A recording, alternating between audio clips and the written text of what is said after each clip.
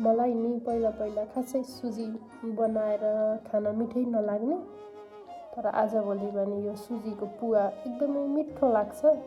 अनि यसरी सुरुमा आधी घन्टा जति दुधमा सुजीलाई राखेर भिजाइदिन्छु। भिजाइदिइसकेपछि ड्राई नट्सहरूलाई हल्का रातो हुने गरी भुटिसकेपछि कराईलाई मजाले तताउनुपर्छ।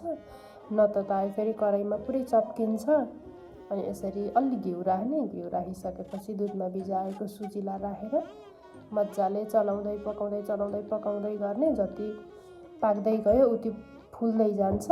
अनि स्वादको लागि थोरै मरिचको धुलो अनि चिनी राखिदिएँ। हजुरहरूले गुड पनि राख्न सक्नुहुन्छ। यसरी बनाएर खान एकदम मिठो हुन्छ। बच्चाहरूले पनि खुसी भएर खाइदिन्छन्। हजुरहरू पनि बनाएर खान सक्नुहुन्छ। आजको लागि यति नै। Okay, by by.